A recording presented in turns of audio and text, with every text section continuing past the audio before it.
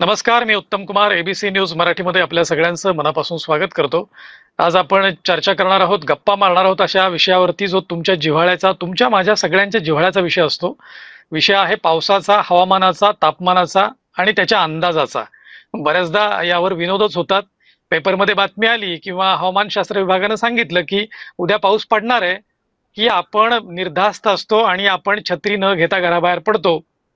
त्याचं कारण असं असतं, आपल्याला हमखास माहित असतं की हा अंदाज चुकणार आहे, उद्या पाऊस काही होणार नाही.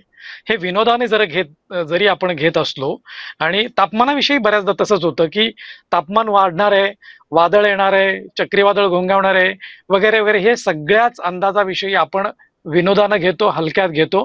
हे अर्थात हे काही प्रमाणात घडतं. सरसकट असं घडतंच असंही नाही. बऱ्याचदा भारतीय हवामानशास्त्र विभागाचे अंदाज अचूक ठरतात, बिनचूक ठरतात आणि त्याच्या मागे एक मोठी यंत्रणा काम करत असते. त्याच्या मागे एक मोठं शास्त्र काम करत असतं. हे बऱ्याचदा अंदाज चुकतात. तर का चुकतात? अनेकदा अंदाज अचूक ठरतात. तर ते कसे अचूक ठरतात? याच्या पाठीमागचं शास्त्र कसं काम करतं? भारतीय हवामानशास्त्र विभाग म्हणजे काय? त्यांची जबाबदारी काय असते? हे तंत्र कशावर अवलंबून आहे? या आणि अशा अनेक तुमच्या माझ्या मनातल्या शंका, तुमच्या माझ्या मनातले प्रश्न आपण आज घेऊन जातोय.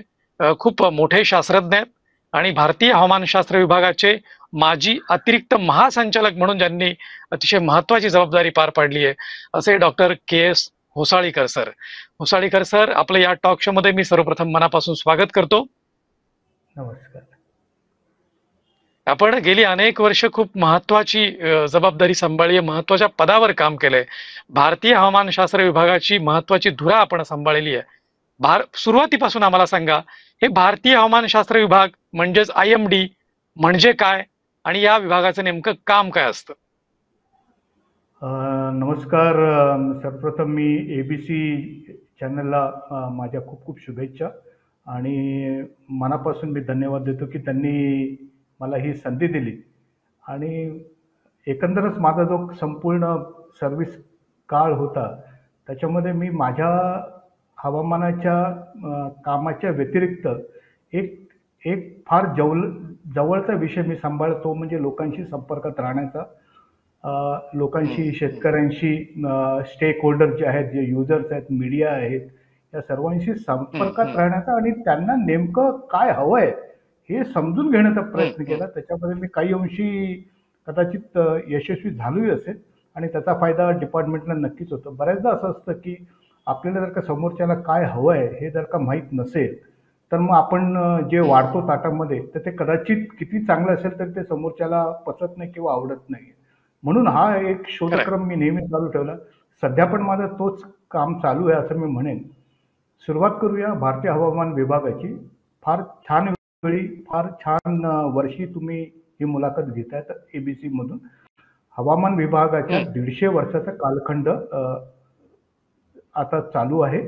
गेले 150 वर्ष म्हणजे 1875 साली 1875 ला हवामान विभागाची स्थापना झाली. ज्यावेळी ती स्थापना झाली त्यावेळी आपल्या देशावरती ब्रिटिशांचं ऍडमिनिस्ट्रेशन होतं आणि त्यावेळी त्या लोकांना असं कळलं की एकंदरच भारताची जी एकंदरच भौगोलिक आणि हवामानातली जी विविधता आहे, तर ह्याचं जर का सुसूत्रीकरण करायचं आहे, एकत्रीकरण व्यवस्थितपणे करायचं आहे, तर मग त्यांना तशा प्रकारच्या एकसंध काम करणाऱ्या एखाद्या संस्थेची गरज आहे. असं नाही की त्या 1875च्या अगोदर हवामान विभागाची निरीक्षणं देशामध्ये होत होती का? तर होत होती. आपल्या देशामध्ये बरेचशी संस्थानिक होते, त्यांच्याकडे त्याच्या प्रकारचे वेगवेगळे हवामानाच्या निरीक्षणाच्या नोंदी होत्या. फरक एवढाच होता की मुंबईचे जे संस्थान असेल किंवा हैदराबादचे जे संस्थान असेल किंवा तामिळनाडूचे संस्था, त्यांच्या हवामानाच्या नोंदीच्या वेळा, पद्धती, एकत्रीकरणाच्या त्या एकंदरच ज्या प्रोसिजर असतात त्या वेगवेगळ्या होत्या. तर ह्याच्यामध्ये थोडासा एकत्रीकरण करताना काही अडचणी यायला लागल्या. 1875 साली ज्यावेळी हवामान विभागाची स्थापना झाली त्यावेळी सर्वात प्रथम काम हे करण्यात आले की ह्या सर्वांना विनंती करण्यात आली की सांगण्यात आलं की तुम्ही अशा प्रकारे ह्या वेळी हवामानाचे निरीक्षण घ्या. आणि ती त्यावेळी अशा प्रकारचे टेलिफोन किंवा फॅक्स किंवा मेसेजेस नव्हते, तर धावक होते किंवा पोस्टकार्डवरती तशा प्रकारची माहिती जात होती. तर अशा प्रकारे ही निरीक्षणं घेतली जात होती हवामानाची. पहिलं जे हवामानचं जे मुख्य केंद्र होतं ते कलकत्त्याला होतं. आता कलकत्त्याला ज्यावेळी ब्रिटिशांचं पहिलं हवामानाचं मुख्य केंद्र सुरू झालं, हेडक्वार्टर ज्याला आपण म्हणू, मुख्यालय, तर हम्म, हम्म, कलकत्त्यातलं जे हवामान एकंदर दमट आणि उष्ण, तर ते कदाचित ब्रिटिशांना ते आवडलं नसेल आणि ते म्हणाले की काम तर चांगलं होतंय पण हवामान त्यांना अंगवळणी पडत नाहीये. आणि मग त्यांनी ते हम्म, हम्म, हवामानाचं मुख्यालय कलकत्त्याहून शिमलाला नेलं, हिमाचल प्रदेशमध्ये. आणि हिमाचल हम्म, प्रदेशमध्ये हम्म, ते त्यावेळी ते दुर्गम डोंगराळ थंडगार हवेचं ठिकाण, दे वर व्हेरी हॅपी, त्यांना फार आवडली ही जागा. हम्म, पण तिथे एक अडचण होती की ते एवढं दुर्गम होतं की communication become a very big challenge. म्हणजे एकंदरच जे हम्म, दळणवळण हम्म, होतं ते फार अतिशय त्यांना त्रासदायक व्हायला लागलं. त्यावेळी मग त्यांनी असं ठरवलं हम्म, की अशी एखादी जागा आहे का आपल्या देशामध्ये, भारत देशामध्ये, जी हिमाचल प्रदेश सारखी किंवा शिमला सारखी थंडगार असेल, पण ती मैदानी भागामध्ये असेल आणि एकंदरच दळणवळणाचा त्रास, कम्युनिकेशनचा त्रास तिथे नसेल. आणि मला सांगायला आवडेल, तुम्ही हम्म, पुणेकर हम्म, आहात आणि त्यांनी मग ते पुणे निवडलं आणि पुण्याचे जे शिमला ऑफिस आहे ते 1928 हम्म, साली हवामान विभागाचं हम्म, तिसरं मुख्यालय झालं. म्हणजे कलकत्ता ते शिमला, शिमला ते शिवाजीनगरचे जे IMDचं ऑफिस आहे त्याला आजही आपण सगळेजण शिमला ऑफिसच म्हणून ओळखतो. हा, आणि अच्छा, म्हणून त्याला शिमला ऑफिस म्हणतो. हो. हम्म, हम्म, म्हणून त्याला शिमला ऑफिस म्हणतात. हम्म, सगळे हम्म, लोक त्याला IMD म्हणण्यापेक्षा शिमला ऑफिस म्हणूनच जास्त त्याची ओळख आहे. आणि 1928 हम्म, पासून ते सुरू आहे. फारच एक सुंदर, अतिशय छान बिल्डिंग आहे. त्याला नोटिफिकेशन आहे हेरिटेजचं. आणि अजून काही 1-2-4 वर्षामध्ये त्याची 100 वर्ष पण पूर्तता होईल. आणि ते अतिशय हम्म, महत्वाचं काम आजकाल आपल्या देशामध्ये करतं, जे क्लायमेट रिलेटेड काम आहे. ते संपूर्ण देशाचं आणि हम्म, साऊथ एशियाचं काम जे आहे ते पुण्याचं ऑफिस करतं. आणि त्याच्यानंतर सर्वसाधारणतः दुसरा महायुद्धाला ज्यावेळी सुरुवात झाली त्यावेळी मग हे जे मुख्यालय होतं, जे पुण्याचं जे मुख्यालय होतं ते पुण्याहून ते दिल्लीला गेलं, लोधी रोडला. ते आजतागायत तिथे चालू आहे. तर अशा प्रकारे हवामान विभागाचे हम्म, मुख्यालय जे आहे ते कलकत्ता ते शिमला, शिमला ते पुणे आणि पुणे ते दिल्ली, नवी दिल्ली इथे ते राहिलं. आता पण ते तिथेच आहे. हवामान विभाग 150 वर्ष त्यांनी अतिशय व्यवस्थितपणे पूर्ण केली. हम्म, हम्म. गेल्या जानेवारीमध्ये, हा जो जानेवारी त्याच्यामध्ये माननीय प्रधान, आपले जे प्राईम मिनिस्टर आहेत, तर पंतप्रधान. त्यांनी हम्म, हम्म, पंतप्रधान जे आहेत त्यांनी त्या कार्यक्रमाला उपस्थिती लावली. त्यांनी हवामान विभागाने केलेल्या सेवेबद्दल जी काही त्यांच्या मनामध्ये त्यांचे ते विचार होते त्यांनी व्यक्त केले. आणि एकंदरच जर का ही अशी, हम्म, माझं असं म्हणणं आहे किंवा इव्हन ते ही ऑल्सो एक्सप्रेस की हा जो एक टप्पा हम्म, 150 वर्षाचा, हा फक्त सायन्स आणि टेक्नॉलॉजीचा एक जर्नी किंवा प्रवास नसून हा एक हम्म, ह्युमॅनिटीचा म्हणजे हम्म, मानवतेचा पण एक प्रवास होता. कारण हवामान विभाग काय आहे, शेवटी सर्व्हिस ओरिएंटेड ऑर्गनायझेशन आहे. लोकांना सेवा देण्यासाठी हम्म, ऑर्गनायझेशन आहे. लोकांना जे आपदा आहेत किंवा नैसर्गिक ज्या आपदा आहेत त्यांच्यापासून त्यांचे नुकसान कसं कमी करता येईल किंवा कसं टाळता येईल किंवा जीवितहानी कशी टाळता येईल ह्या संबंधात काम करणारे हम्म, हवामान विभाग आहे. आता एकंदरच त्या हिशोबाने हम्म, जर का बघितलं तर त्यांनी म्हटलेलं जे वाक्य आहे की it was a journey of the humanity. आणि मला असं वाटतं की हम्म, कदाचित मी इथे थोडा वेळ थांबतो म्हणजे तुम्हाला दुसरा प्रश्न मला विचारता येईल. तर अशा प्रकारे हम्म, हम्म, 2025 मध्ये वी हॅव ऑलरेडी कम्प्लिटेड 150 वर्ष. आणि मला असं वाटतं, मला जी खात्री आहे की गेल्या 150 वर्षात ज्या प्रकारे हवामान विभागाने टेक्नॉलॉजी किंवा जे हम्म, काही उपकरणं आहेत किंवा ज्या प्रकारचं फोरकास्ट दिलं जातं, ज्या प्रकारची विविध प्रकारची हम्म, फोरकास्ट दिली हम्म, जातात नॅशनल लेवलवरती, राष्ट्रीय स्तरावरती आणि आंतरराष्ट्रीय स्तरावरती, हवामान विभागातले जे हम्म, हम्म, अधिकारी आहेत ते वेगवेगळ्या हम्म, अतिशय उच्च पदावरती ते काम करतायत. तर मला असं वाटतं की 150 वर्ष हम्म, हा फार छोटा टप्पा आहे. मला असं वाटतं अजून 500 वर्ष सहज हवामान विभाग अतिशय सुदृढपणे चालेल. आणि त्याचा हम्म, जो हम्म, महत्वाचा घटक हम्म, आहे इंदोरीकर, की हे सगळं करताना हवामान विभागाला सर्वात महत्वाची साथ मिळाली ती म्हणजे त्यांची युजर घटकांची, म्हणजे जे उपभोक्ता आहेत त्यांचे, ओके. वेगवेगळे त्यांची जी हा, हा. उत्पादनं जी वापरतात, म्हणजे ज्याच्यामध्ये आपदा हम्म, नियंत्रण विभाग आहे, कृषी विभाग आहे, पॉवर हम्म, ऊर्जा विभाग आहे, पाणी आहे, जलसिंचन आहे.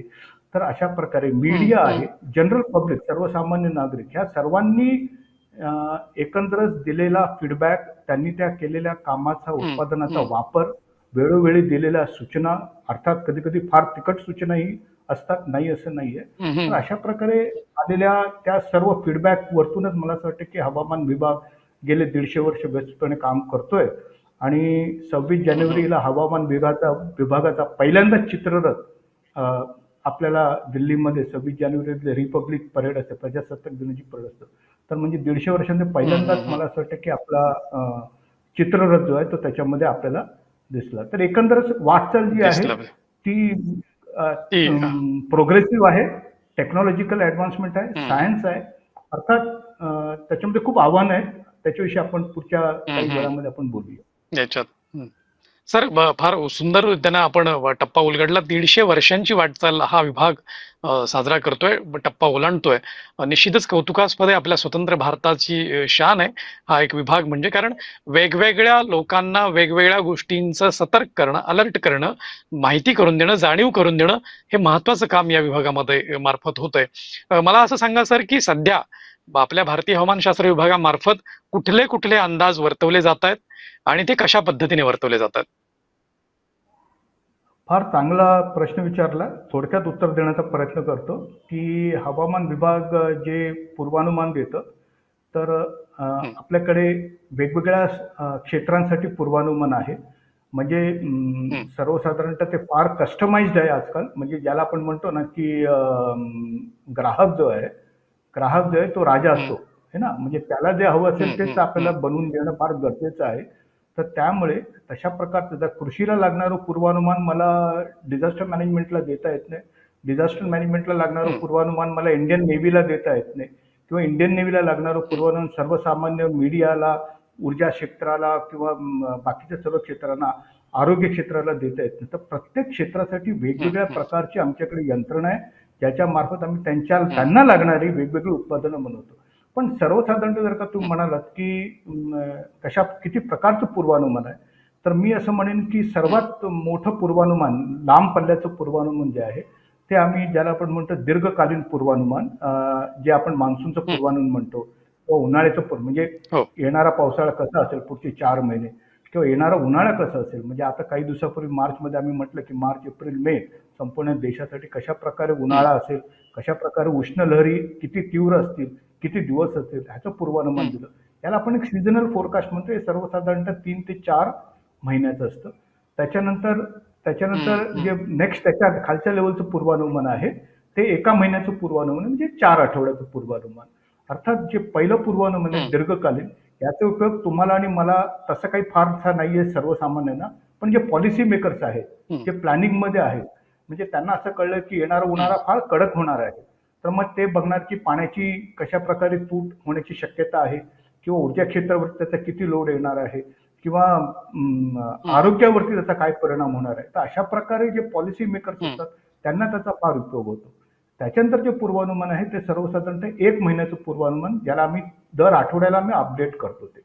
1 महिन्याचं म्हणजे हो, 4 आठवड्याचं हो. दर आठवड्याला अपडेट होतं. ह्याचा फायदा जो आहे तो कृषीसाठी आणि प्लॅनरसाठी पण होतं. म्हणजे कृषी विभागाला सर्वसाधारणतः शेतकऱ्याला उद्या काय होणार पेक्षा पुढच्या 8-15 दिवसात काय होणार आहे त्याची त्याला जास्त गरज असते. तर सर्वसाधारणतः आम्ही 4 हं, आठवड्याचं हं, पूर्वानुमान देतो आणि आम्ही अतिशय व्यवस्थितपणे म्हणतो, की 4 आठवड्याचं पूर्वानुमान ज्यावेळी आम्ही देतो, त्यावेळी त्यातलं तुम्ही 2 आठवड्याचं हं, पूर्वानुमान कॉन्फिडन्सने बघा आणि पुढच्या 2 आठवड्याचं जे हं. पूर्वानुमान आहे, ते सर्वसाधारणतः गाईडन्स म्हणून बघा, सल्ला म्हणून बघा. कारण ते दर आठवड्याला अपडेट होतंय हो. किंवा दर आठवड्याला त्याच्यामध्ये हं, काही ना हं, काहीतरी नवीन गोष्टी येतायत.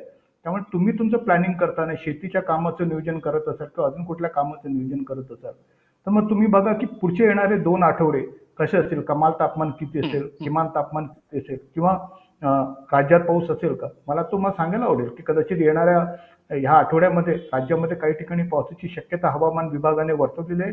विदर्भामध्ये हो. 21-22 तारखेच्या हं. आसपास आपल्याला थंडरस्टॉर्म ज्याला आपण म्हणतो मेघगर्जनेसह पाऊस. पावसाची शक्यता पण हवामान विभागाने वर्तवलेलं आहे. तर अशा हं, प्रकारचं पूर्वानुमान आपल्याला त्याच्यामध्ये देता येतं. त्याच्यानंतर हं. जे पूर्वानुमान आहे ते सर्वसाधारणतः 5 ते 7 दिवसाचं पूर्वानुमान आहे, जे जिल्हास्तरीय असतं. म्हणजे त्याच्यामध्ये राज्यातल्या बरं. प्रत्येक जिल्ह्यामध्ये पुढच्या 5 ते 7 दिवसात काय होणार आहे?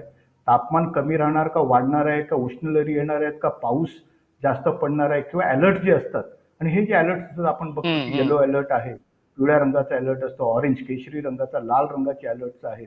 ह्यांना पण काहीतरी त्याच्या परिभाषा आहेत, त्यांचे काही डेफिनेशन्स आहेत, त्याच्यावरती पण आपण बोलू. तर हं, ते 5 ते 7 दिवसाचं हं, पूर्वानुमान आणि त्याच्यानंतर मग 24 ते 28 तासाचं पूर्वानुमान, त्याच्यानंतर 3 तासाचं पूर्वानुमान, म्हणजे पुढच्या 3 तासात काय होणार आहे. म्हणजे कधी कधी तुम्ही ऐकत असाल की ग्रेट. पुढच्या 3 तासामध्ये नाशिकमध्ये मेघगर्जनेचा पावसाची शक्यता आहे. लोकांनी शक्यतो पुढचे 3 तास घराबाहेर पडू नये, किंवा पुण्यामध्ये अशा प्रकारे मुसळधार पावसाची शक्यता पुढच्या 3 तासामध्ये औंध साईडला किंवा स्वारगेट साईडला पावसाची शक्यता आहे. तर हे जे पूर्वानुमान हे तुमचं लगेच लोक, समजा आता तुम्ही घराबाहेर पडणार असाल, तुम्हाला कळलं की बाबा त्या भागामध्ये खूप पाऊस पडणार आहे, तर definitely it will help you to regulate your, तुमचे जे राईट. कामाचं नियोजन आहे ते करायला तुम्हाला त्याचा फायदा आहे. ह्याच्यानंतर सर्वात छोटं पूर्वानुमान आम्ही विमानन सेवेमध्ये देतो, ते म्हणजे दर अर्ध्या तासाचं पूर्वानुमान. ज्यावेळी तुम्ही विमानात बसता, ओके, तर त्या विमानतळावरती हवामान विभागाचे अधिकारी 24 तास कार्यरत असतात, आणि ते दर अर्ध्या तासाने निरीक्षण घेतात, आणि दर अर्ध्या तासाने पुढच्या 2 तासात काय होणार आहे ह्याचं पूर्वानुमान देतात. दर अर्ध्या तासाने ते अपडेट करत असतात. तर ज्यावेळी पुढच्या वेळी तुम्ही विमानात बसाल त्यावेळी नक्कीच हवामान विभागाला विमानबगीची आठवण करा. तर अशा प्रकारे सर्वसाधारणतः अर्धा तास ते 30 मिनिटापासून ते 3 महिन्यापर्यंत किंवा 4 महिन्यापर्यंतचं पूर्वानुमान वेगवेगळ्या टप्प्यामध्ये वेगवेगळ्या क्षेत्रासाठी हवामान विभाग देतं.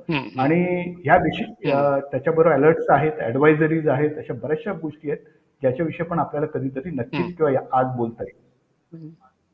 अगदी महत्वाची माहिती सांगितली सर तुम्ही, की 3 तासापासून तर 3 महिन्यांपर्यंतचा अंदाज देणारं हे शास्त्र आहे खूप.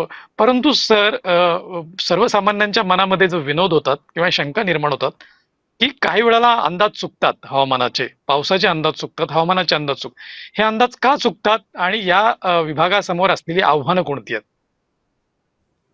फार छान प्रश्न. परत एकदा हा प्रश्न मला नेहमी भेडसावतोय. म्हणजे गेले एक एक ऍट अ पर्टिक्युलर लेवल ज्यावेळी मी जॉईन केलं 1992 साली, त्यावेळी मी पण हवामान विभागाबद्दल बरीचशी माहिती मला नव्हती. म्हणजे एक सर्वसामान्य नागरिक म्हणूनच मी हवामान विभागाकडे बघत होतो. पण जसं जसं काल सरकत गेला त्यावेळी मला कळत गेलं की किती क्लिष्ट आहे किंवा किती कठीण आहे एखाद्या गोष्टीचं पूर्वानुमान देणं. एक छोटंसं, एक ऑन द लाईटर साईड असं मी म्हणेन की जगामध्ये जे प्रिडिक्शन आहे, आपण जे प्रिडिक्शन करतो, तर हवामान विभाग जे आहे ते असं मी म्हणेन की सर्वात कठीण काम जे प्रिडिक्शनचं, पण ते दुसऱ्या नंबरचं प्रिडिक्शनचं काम, जे दुसऱ्या नंबरच्या म्हणजे लेवलच्या कठीण लेवलचं ते काम करतं. तर पहिलं लेवल काय, तर पहिलं level human behaviour prediction. Okay, म्हणजे लोकांचा स्वभावाचं प्रिडिक्शन करणं, आणि हे दिवसेंदिवस ते कठीण होत चाललंय, हे पण तुम्हाला मान्य असेल. कठीण आहे. तशाच प्रकारे हो, अगदी. तशाच प्रकारे हवामान विभागाचं पण असं झालंय की दिवसेंदिवस प्रेडिक्शन करणं कठीण होत चाललंय. नंबर 1. नंबर 2, टेक्नॉलॉजी त्याला साथ देते आहे, सायन्स त्याला साथ देते आहे, ग्लोबल इंटिग्रेशन त्याच्यामध्ये आहे, रिजनल इंटिग्रेशन आहे, डेटा राष्ट्रीय आंतरराष्ट्रीय स्तरावरती एकमेकांना दिला जातोय, देवाणघेवाण होते, त्यांची उपकरणं, माझी उपकरणं, सर्व काही त्या इंटरनॅशनल लेवलला लागून राहिलेल्या आहेत. तरी पण काही गोष्टी आहेत, म्हणजे क्लायमेट चेंज जो आहे, ज्याला आपण म्हणतो की हवामान बदल किंवा ग्लोबल वॉर्मिंग जे आहे, ह्याने एक मोठा यक्ष प्रश्न, ज्याला आपण असं म्हणूया, हा आपल्या देशासमोर नाही तर बाकीच्या देशासमोर पण अशा प्रकारे हा मोठा एक प्रश्न आहे, ज्याच्याने आपलं काम पूर्वी पण किचकट होते ते अजून जास्त कॉम्प्लिकेटेड झालं. हा एक नंबर 1 मुद्दा. नंबर 2, की बऱ्याचदा मी एखाद्या मीटिंगला जातो तेव्हा मला कुठला तरी एक वरिष्ठ अधिकारी मला म्हणतो की आम्ही त्या दिवशी फ्रान्समध्ये गेलो होतो किंवा युरोपमध्ये गेलो होतो, त्यांनी असं म्हटलं की दुपारी 2 वाजता पाऊस येणार आहे आणि बरोबर 2 वाजता आला, तुम्ही असं का सांगू शकत नाही म्हणून. मला नेहमी असा प्रश्न एक पडतो की कदाचित हवामान विभागाला स्वतःची रेषा मोठी करावी लागेल. ओके, तर मग अशा प्रकारचे समज किंवा गैरसमज असतील काही, तर ते आपल्याला दूर करता येतात. काय आहे की तिकडच्या देशातलं हवामान आणि आपल्या देशातलं हवामान हे कम्पेअर करणं म्हणजे पेरू आणि सफरचंदालाच कम्पेअर करण्यासारख्याच गोष्टी असं म्हणायला हरकत नाहीये. आणि म्हणजे ते कधी करूच नाही. थोडक्यात म्हणजे पेरूचे आपले गुण आहेत, सफरचंदाचे आपले गुण आहेत, आणि त्या पद्धतीने मग तशा प्रकारे त्याचं कम्पॅरिझन कधी होऊ नये. तर सर्वसाधारणतः ते जे देश आहेत, युरोपियन देश किंवा त्याच्या वरचे जे देश आहेत, तिथे जे वारे वाहतात ते सर्वसाधारणतः पश्चिमेकडून येणारे वारे आहेत. म्हणजे सर्वसाधारणतः वाऱ्याची दिशा एकच प्रकारे असते, आणि आपल्याकडे जे वारे असतात ते त्यांची दिशा ही सतत बदलत असते. ओके, सतत बदलत असते हम्म, आणि आपल्याकडे जे वारे असतात ते जमिनीपासून वर जातात. ओके, आणि त्याचाच परिणाम हम्म, म्हणून हम्म, बऱ्याचदा हम्म, आपण हम्म. बघतो म्हणजे मान्सूनची जी डेफिनेशन आहे, मान्सून ज्याला आपण म्हणतो, नैऋत्य मोसमी पाऊस ज्याला आपण म्हणतो, याची हम्म, डेफिनेशन याची हम्म. व्याख्या जर का आपण म्हटली, वैज्ञानिक व्याख्या ही आहे की रिव्हर्सल ऑफ विंड, म्हणजे वाऱ्याची दिशा हो. विरुद्ध होणे म्हणजे मान्सून. वैज्ञानिक दृष्टिकोनातून म्हणजे ओके. मान्सून जो आहे हम्म, हम्म. तो सगुण आहे आणि निर्गुणही आहे. म्हणजे थोडंसं आध्यात्मिक चाललो आपण असं बर. म्हणायला हरकत नाहीये. हा, म्हणजे पाऊस जो आहे हा तो हा हा. सगुण आहे, तो निर्गुण आहे. निर्गुण म्हणजे निर्गुण. काय, की हम्म, हवेची दिशा बदलली म्हणून पावसाचा हंगाम सुरू झाला. पण कदाचित इंदुरीकर तुम्ही हे हम्म, मान्य नाही करणार कारण तो तुमच्या डोळ्याला दिसत नाहीये. ओके, हम्म, तो ज्यावेळी हम्म, पडायला लागतो त्यावेळी तो सगुण होतो. म्हणजे पावसाळा जो आहे तो सगुण आहे, तो निर्गुणही आहे. तशाच प्रकारे उष्ण हम्म. लहरी जे आहेत किंवा बाकीचे जे हवामान आहे ते सगुण आणि निर्गुण अशा आपल्याला व्याख्या करता येतात. विज्ञानाच्या दृष्टिकोनातून बघितलं तर मला असं वाटतं की हवामान विभागाचे जे शास्त्र आहे ते अतिशय आंतरराष्ट्रीय स्तरावरती आहे. बरेचसे वैज्ञानिक रिपोर्ट आंतरराष्ट्रीय स्तरावरती क्लायमेट चेंज, ग्लोबल वॉर्मिंगचे जे रिपोर्ट लिहिले जातात, त्याच्यामध्ये भारतीय हम्म. हवामान शास्त्रज्ञांचा खूप मोठा हात आहे, हे मला सांगायला आवडेल. मी स्वतः हो WMOच्या हो. लेवलमध्ये म्हणजे जागतिक हवामान संघटना हम्म, 23 मार्चला त्याचा जागतिक हवामान संघटना जी आहे WMOचा दिवस असतो, हम्म, WMO डे त्याला आपण म्हणतो. हम्म, तर हम्म, हम्म. त्या आंतरराष्ट्रीय स्तरातल्या ऑर्गनायझेशनवरती भारतीय हवामान विभागातले अनेक शास्त्रज्ञ काम करतात आणि अतिशय व्यवस्थितपणे त्यांना बोलावून त्यांच्याकडून काम करून घेतलं. तर कधी कधी हा गैरसमज खरंय. होतो की हवामान शास्त्राच्या काय म्हणतात दिलेले पूर्वानुमान चुकतं. हे मी मान्य करतो की हम्म, बऱ्याचदा मी हम्म. मुंबईमध्ये असताना बऱ्याचदा मला लोक म्हणायचे की साहेब तुम्ही म्हटलं की पाऊस पडला पण काय पडत नाहीये, त्याच्यापेक्षा तुम्ही असं पडत नाही. करा ना की नाणं वर उडवा आणि सांगा हेड अँड टेल म्हणून, उडवा. चाफा का काटा. तर मी हा. म्हणालो की असं काही होत नाहीये. म्हणजे हवामान विभाग ज्यावेळी पूर्वानुमान देतं त्या हवामान विभागाला पूर्वानुमान देताना एक ओळ जी लिहिता येते, तर बऱ्याचदा आपण असं म्हणतो ना की तो पूर्वीच्या काळी रस्त्याच्या बाजूला भविष्य सांगणारा एक पोपट घेऊन बसलेला माणूस असायचा आणि मग तो दुसरा त्याच्याकडे ग्राहक गेला की तो पोपट पिंजऱ्यातून बाहेर यायचा, एक कार्ड उचलायचा आणि मग त्या कार्डावरती तुमचं भविष्य तो सांगायचा. हे इतकं सोपं नाहीये. ह्याच्यामध्ये गणित आहे, नाहीये.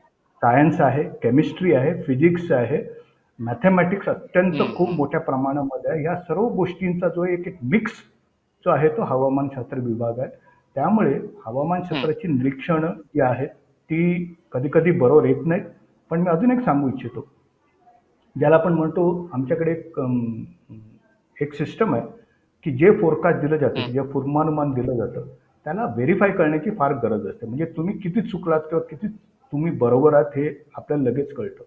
तर थोडक्यात थोडंसं हम्म. सांगतो, जे जे विमानन सेवा जी आहे, एअरक्राफ्ट हम्म. मुव्हमेंटसाठी जी आम्ही हवामानशास्त्राची सेवा देतो, त्याचे पूर्वानुमानाची टक्केवारी काढली तर ते सर्वसाधारण 94% पर्यंत ती आहे. 94% पर्यंत ती टक्केवारी आहे. ग्रेट आणि जर ग्रेट. का 3 तासाचं हम्म. पूर्वानुमान आहे, 3 तास, कारण ती त्याची हम्म, गरज हम्म. आहे. एक गोष्टी तर गरज लक्षात आहे. घ्या, हम्म. ती गरज आहे. तिथे तिथे इन्व्हेस्टमेंट खूप जास्त आहे, हे मी तुम्हाला सांगतो. ओके, हम्म. तिथे हम्म. हम्म. इन्व्हेस्टमेंटही खूप जास्त आहे. तिथे बऱ्याचशा इन्फ्रास्ट्रक्चर डेव्हलप खूप मोठ्या प्रमाणामध्ये केलं जातात. कारण कुठलीही हम्म. चूक तिथे चालू शकत नाहीये. त्याच्यानंतर येतं हे नाहीये. 3 तासात बरोबर. जे पूर्वानुमान देतो की पुढच्या 3 तासात काय होणार आहे. ओके, ते हम्म. हम्म. पूर्वानुमान जे येतो तर त्याचं जे आहे सर्वसाधारणतः 85% आहे देशामध्ये. ओके, हम्म. हम्म. हम्म. जवळजवळ पंच्याऐंशी हम्म. टक्के आहे. त्याच्यानंतर जे कृषीसाठी दिलं जातं ते जवळजवळ 70% आहे. पूर्वानुमानाची जी व्हॅलिडिटी आहे ती 70% आहे. हम्म. आणि जे जनरल पब्लिकसाठी हम्म. आपण हम्म. देतो ते 60 to 70%. मी थोडक्यात सांगतो, हम्म. म्हणजे हम्म. हम्म. आपण जर का असं म्हटलं की हम्म. आज पुण्यामध्ये पाऊस पडणार आहे आणि नक्कीच बऱ्याचदा असे प्रश्न निर्माण होतात की हम्म. म्हणजे मी पुण्याला असताना मला कलेक्टर ऑफिसमधून फोन यायचे की उद्या शाळा बंद करायच्या आहेत का, तुम्ही रेड अलर्ट दिलेला आहे. तर मग मला त्यांना हम्म. सांगावं लागायचं की तो जो रेड अलर्ट आहे तो घाट भागासाठी आहे. पुण्यामध्ये जो घाट भाग आहे हम्म. त्याच्यासाठी तो रेड अलर्ट आहे, अच्छा. संपूर्ण जिल्ह्यासाठी नाहीये. तर कधी कधी अशा प्रकारच्या हम्म. पण हम्म. काही गोष्टी, म्हणून मी मगाशी म्हणा हवामान मिस विभागाला स्वतःची रेषा थोडीशी मोठी करावी लागेल. त्यामुळे लोकांची करावी आपल्याला लागेल. संवाद वाढवला बऱ्याचशा गोष्टी आपल्याला त्यांना सांगता येतात आणि मग तशा प्रकारे निर्णय होतात. पण अर्थात हे सगळं सांगितल्यानंतर पण मी असं म्हणेन की विषुववृत्तीय प्रदेशामध्ये जिथे भारत देश आहे, या ठिकाणी हवामानातले जे बदल आहेत ते अतिशय, त्यांची जी वारंवारता आहे ती खूप जास्त आहे. त्यामुळे ते कधी-कधी हम्म, हम्म, नक्कीच ते दिलेल्या हम्म, हम्म. पूर्वानुमानाप्रमाणे होत नाही आणि ते का होत नाही ह्याचाही अभ्यास नंतर केला जातो. पण जर का मी असं म्हणतो केला की जातो. हवामान विभाग शिकतंय आणि शिकत-शिकत 150 वर्ष आलेत. मला वाटतं वी आर नॉट एक्सपर्ट. तरी पण मी असं म्हणेन की हम्म, एका छान लेव्हलवरती हवामान विभाग काम करतोय म्हणून. थँक्यू. आहे. फार महत्वाचं वाक्य वापरलं की एका छान लेवलवरती सध्या हवामान विभाग काम करतोय. मात्र हवामान विभागाला आपली रेषा निश्चितच वाढवावी लागेल, मोठी करावी लागेल.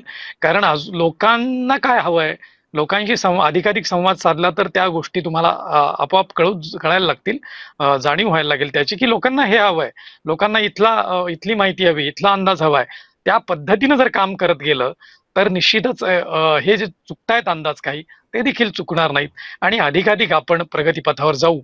150 वर्ष साजरं करत असताना भारतीय हवामानशास्त्र विभागाने खूप छान आणि खूप महत्वाचा पल्ला गाठलाय, खूप महत्वाचा टप्पा गाठलाय. अतिशय सोप्या आणि सुटसुटीत अभ्यासपूर्ण अशी मांडणी होसाळीकर सर करतायत. ऐकत राहावं असं वाटतंय.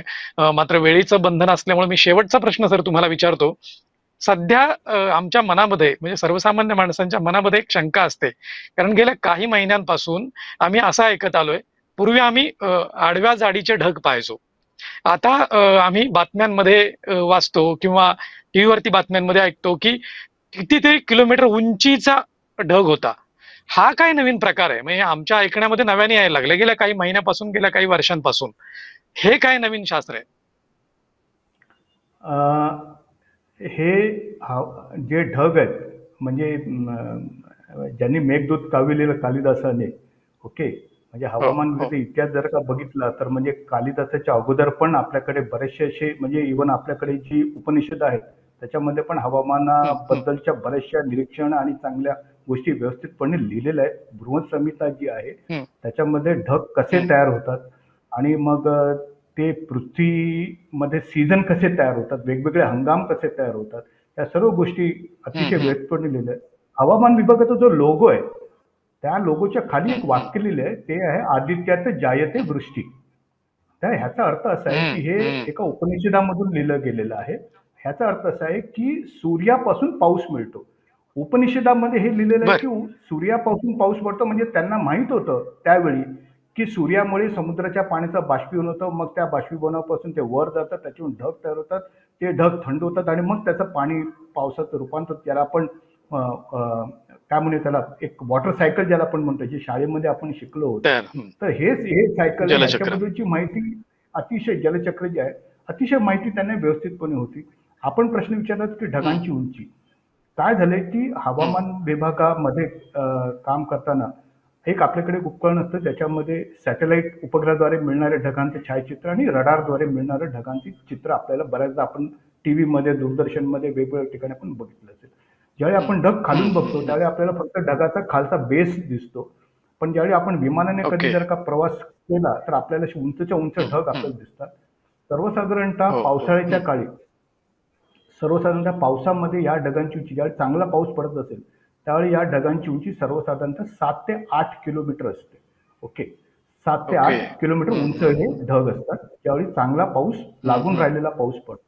पण ज्यावेळी गडगडाटासह पाऊस पडतो आणि खूप मोठे थंडरस्टॉर्म होतात आणि हम्म, खूप मोठे प्रकारचे विजांचा लखलखाट होतो, खूप जोरदार वारे वाहतात, त्यावेळी ह्या ढगांची उंची जी आहे ती सर्वसाधारणतः 12 किलोमीटर, 15 किलोमीटर किंवा कधी कधी त्याच्यापेक्षा जास्त ती होते. बापरे. फक्त त्याचा एक प्रॉब्लेम बर. असा, हा हे, आणि हे आपल्याला मोजता येतात हम्म, रडारच्या माध्यमातून, अतिशय व्यवस्थितपणे मोजता येतात की एखाद्या ठिकाणी हम्म, तो जो ढग आहे त्या ढगाची उंची ती किती दूर आहे, त्या ढगाची उंची किती आहे, आणि त्यामुळे हम्म, त्याच्यामधून हम्म, होणारे जे लाइटनिंग आहे किंवा त्याच्यामधून निर्माण होणारा जो पाऊस आहे त्याची तीव्रता काय असू शकेल, हे अतिशय आपल्याला व्यवस्थितपणे मोजता येतं. सर्वसाधारणतः हम्म, हम्म, पावसाळ्याच्या अगोदर आणि पावसाळ्याच्या नंतर ज्यावेळी मेघ गडगडाटासह आपल्याला पाऊस पडतो त्यावेळी सर्वसाधारणतः गृहीत हम्म, धरा की हम्म, ढगाची उंची 10 ते 12 किलोमीटर किंवा त्याच्यापेक्षा जास्त असू शकते. ज्यावेळी लागून राहिलेला पाऊस हम्म, असेल त्यावेळी ते सर्वसाधारणतः 6 ते 8 किलोमीटर असते. हलका पाऊस असेल, हम्म, म्हणजे जिथे छत्रीची कदाचित गरज नसेल, हलका किंवा मध्यम पाऊस असेल, हम्म, त्यावेळी 4 ते 5 किलोमीटर हम्म. किंवा 3-4 किलोमीटरचा तो ढगाची उंची असू शकते. बाकीच्या असू शकते. संपूर्ण कालखंडामध्ये वर्षभर आपल्याला जे आकाशात ढग दिसतात, त्या ढगांपासून पाऊस पडत नाही. ते फक्त काय म्हणे कापसाचे पुंजके असं म्हणायला हरकत नाहीये. हम्म, हम्म, ते हम्म. कवी मनाला किंवा फोटोग्राफरला अट्रॅक्ट करू शकतात, पण त्याच्यातून पाऊस पडणं करू शक्य नाहीये. येस. शक्य नाहीये. खूपच उद्बोधक आणि किती सुटसुटीत आणि साध्या सोप्या सहज शब्दांमध्ये आपण मांडणी केलीत सर. जे दर्शकांनाही निश्चितच आवडली असेल. दर्शकांना आवडेलच, कारण इतकं सोप्या पद्धतीनं जर हवामानशास्त्र उलगडून दाखवलं, इतक्या सोप्या पद्धतीनं अवतीभोवतीचा भोवताल उलगडून दाखवला, तर निश्चितच सगळ्यांना त्याच्याविषयीचे गैरसमज गळून पडतील. त्याच्याविषयीची जी होणाऱ्या विनोद आहेत ते होणार नाहीत. आणि यासाठी आपल्यासारख्या अतिशय समाजाभिमुख, समाजाशी सातत्यानं संवाद ठेवणाऱ्या शास्त्रज्ञांची, अधिकाऱ्यांची समाजाला गरज आहे. ते उलगडून सांगणाऱ्या माणसांची गरज आहे. आपण गेली अर्धा तास अतिशय उद्बोधक शैलीमध्ये, अतिशय सुटसुटीत शैलीत आमच्या दर्शकांशी संवाद साधलात. त्याबद्दल एबीसी न्यूज नेटवर्क तर्फे मी आपल्याला मनापासून धन्यवाद देतो. आज आपण इथेच थांबूया. भेटूया पुढच्या भागात. Thank you so much. नमस्कार. ताज्या बातम्यांसाठी पाहत रहा एबीसी मराठी न्यूज.